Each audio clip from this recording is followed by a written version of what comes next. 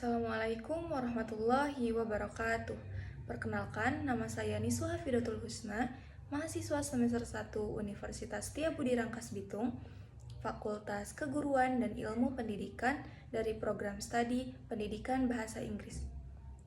Pada kesempatan kali ini, saya akan membahas jawaban ujian tengah semester mata kuliah Bahasa Indonesia dengan dosen pengampu Busri Purwantiningsih, MPD. Pembahasan jawaban soal yang pertama yaitu kedudukan dan fungsi bahasa Indonesia dalam sejarah dan era modern kedudukan bahasa Indonesia. 1. Sebagai bahasa nasional ditetapkan pada Sumpah Pemuda 28 Oktober 1928. Menjadi identitas nasional, menjadi alat pemersatu bangsa, menjadi simbol kebanggaan dan kedaulatan bangsa. Dan yang kedua, sebagai bahasa negara, ditegaskan dalam Undang-Undang Dasar 1945 Pasal 36. Digunakan dalam administrasi negara, bahasa resmi dalam pendidikan, pemerintahan, hukum, dan komunikasi formal. Fungsi bahasa Indonesia pada era modern. Media komunikasi resmi dan ilmiah di sekolah, kampus, kantor, dan lembaga negara. Bahasa pendidikan dan penelitian untuk penulisan karya ilmiah, jurnal, dan laporan akademik. Identitas digital dan budaya di media sosial, media massa, dan konten kreatif. Sarana pengembangan ilmu pengetahuan melalui perluasan kosakata dan istilah modern. Alat pemersatu di tengah keberagaman bahasa daerah dan pengaruh bahasa asing. Dan pembahasan jawaban soal nomor 2. Pengaruh ejaan yang benar terhadap kualitas tulisan akademik. Penerapan EBI membuat tulisan akademik menjadi jelas dan mudah dipahami, rapi dan konsisten, terhindar dari ambiguitas, memiliki kredibilitas ilmiah, profesional dan sesuai standar akademis.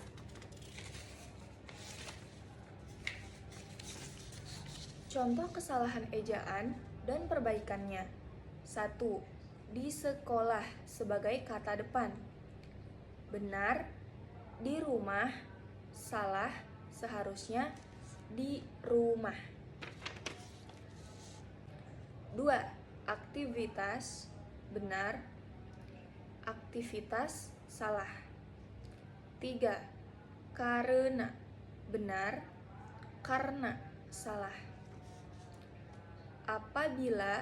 Benar, apabila. Salah. Pembahasan jawaban soal nomor 3. Diksi adalah pemilihan kata yang tepat dan sesuai dengan tujuan, konteks, dan sasaran pembaca. Contoh, penggunaan diksi yang tepat. Penelitian ini mengidentifikasi faktor-faktor yang mempengaruhi motivasi belajar. Kata mengidentifikasi lebih tepat secara ilmiah daripada mencari tahu. Kalimat efektif. Kalimat efektif adalah kalimat yang jelas, singkat, tepat, dan mudah dipahami tanpa unsur yang berlebihan. Contoh kalimat efektif. Mahasiswa harus menyerahkan laporan penelitian pada hari Jumat. Langsung, jelas, tidak bertele-tele. Pembahasan jawaban soal nomor 4. Langkah-langkah menyusun paragraf. 1. Menentukan gagasan utama, inti yang ingin disampaikan.